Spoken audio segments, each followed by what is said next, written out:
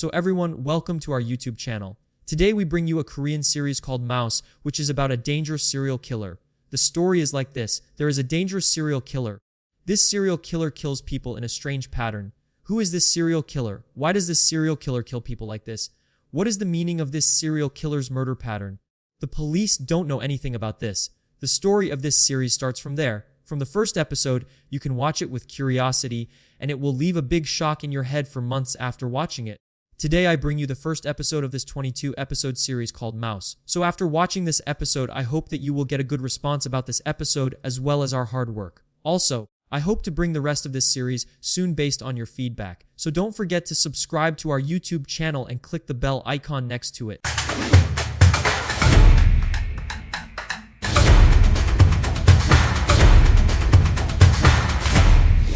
A classroom full of children visits the zoo, and they gape at the size and power of a large black snake in a glass enclosure.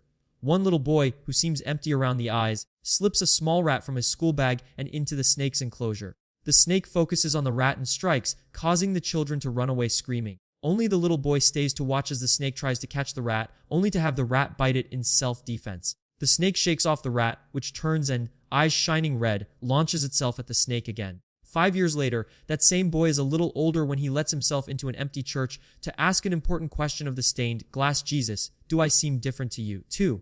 They say it's how I was born. They say I was born different. But no answer comes. 10 years earlier, a young woman is dropped off by a taxi at the bottom of a very steep hill in the middle of a snowstorm. She uses a phone booth to call home, explaining that the road was too icy for the taxi, so she'll be walking the rest of the way.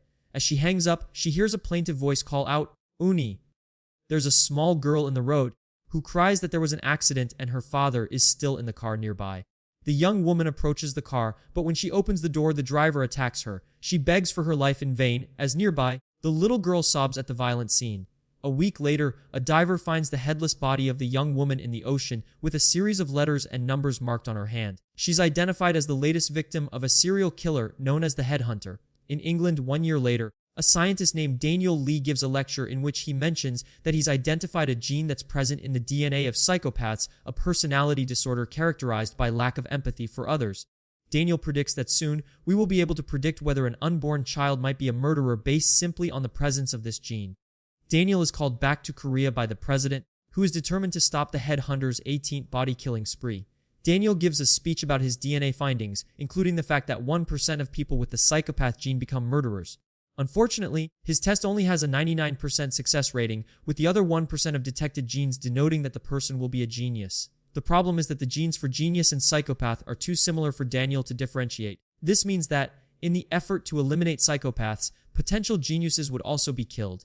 The issue on the table is whether the government can force a mother to have an abortion if the psychopath gene is detected, and ultimately the proposal is shot down. That evening, Daniel goes to visit an old friend, Soo-jin, whose wife Ji-hyun is hugely pregnant with their first child. The couple appear very much in love, with Soo-jin doting on Ji-hyun and Ji-hyun clearly returning his affections, though Daniel looks a bit sad when he sees their wedding photos.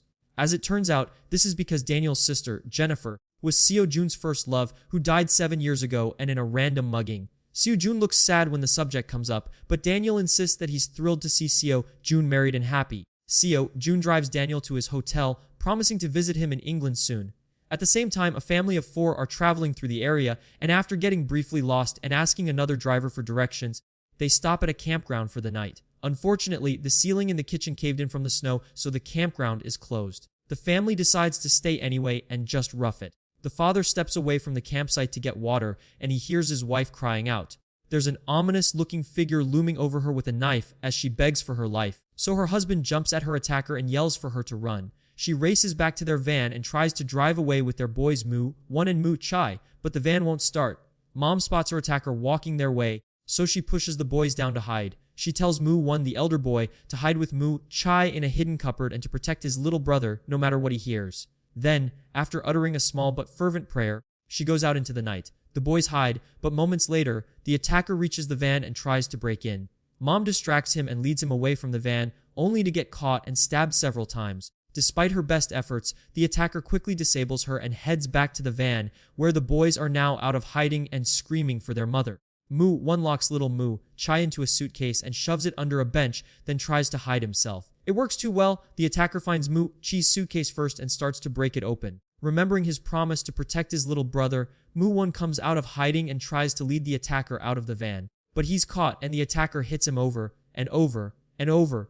Later that night, Detective Park Do-sik is called to the hospital to talk to young Moo-chai, who is in deep shock. Both of his parents were murdered, though their bodies have disappeared, and Moo-won is gravely hurt and in surgery. Detective Park, whose own daughter was taken by the headhunter years ago, tries to get Moo-chai to say whether he saw the killer's face.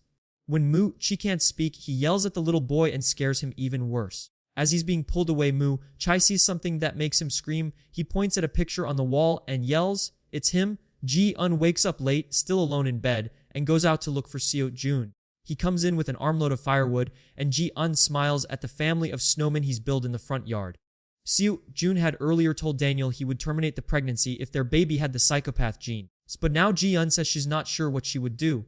Suddenly, several police cars come screaming into their driveway. Detective Park orders the house searched and arrests Seo-jun at gunpoint, growling that he's the headhunter. As it turns out, the photo that Moo-chai pointed out as his family's attacker was one of Seo-jun, who's a neurosurgeon at the hospital. While Detective Park was getting the search warrant, Moo-chai had grabbed a scalpel from an accidentally discarded surgical tray and snuck into the patrol car. Now, in the confusion, he lunges out of the car and slashed Seo-jun in the face. He tries to stab Seo-jun again, but Detective Park stops him, knocking the head off one of the snowmen in the process.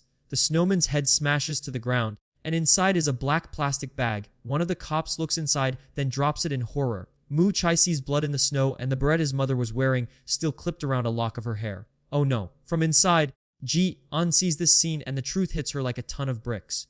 Eventually, the bodies of Moo-chi's parents are found in Ji-un's greenhouse, furthering the theory that Seo-jun is the headhunter. To the dismay of the families of the deceased, including Detective Park, Seo-jun continues to protest his innocence and wish for the real killer to be found. Even Daniel assures Ji-hyun that Seo-jun can't be guilty because he obviously loves her and psychopaths can't love anyone but themselves. But Ji-hyun confronts Seo-jun in front of reporters, saying that she knows it's him. She saw him putting the head on the snowman that contained his victim's head, and she even has a picture as proof. Knowing he's caught Seo-jun drops the innocent act, and a flashback shows that he is the one who killed Moo-chi's parents. Ji-hyun asks him tearfully why he even married her if he can't love her, and Seo-jun sneers, "I guess you could call it my will to reproduce. I needed offspring." Hence Soo-jin Jr. Floored, Daniel grabs Seo-jun and flings him into an interrogation room to ask if Soo-jin killed his sister. Seo-jun says emotionlessly that she still hid from him after being stabbed 20 times, so he threatened to kill her mother and Daniel if she didn't come out. He actually laughs at the memory of how she'd looked when she crawled to him. He snarls that he did it because she killed his baby, then brags that he kept his promise not to hurt her family. He finishes his story with, "The pleading look in her eyes couldn't have been sexier," leaving Daniel sobbing on his knees. Later, Daniel offers to run his genetic test on Ji-un's unborn baby, and she takes him up on it. When the results come back, Ji-hyun can tell from Daniel's expression that her baby has the psychopath gene. She freaks out and shrieks for an abortion, unwilling to bet on the chances that her baby is that 1% who's a genius, but Daniel calmly reminds her that she's too far along. In the hallway, another pregnant woman approaches Ji-hyun and explains that her husband worked with Daniel in England. To help, she'd volunteered to have her baby tested, and her husband had told her that their baby was normal. She'd found out that he'd lied to her, not wanting to scare her. She could still end the pregnancy, but sadly, her husband died recently in an accident. The woman tells Ji-hyun that the baby is all she has left of him, and that he was a good man, so she doesn't believe her baby is a psychopath. Unfortunately, Ji-hyun doesn't have that assurance of her baby's father being a good person.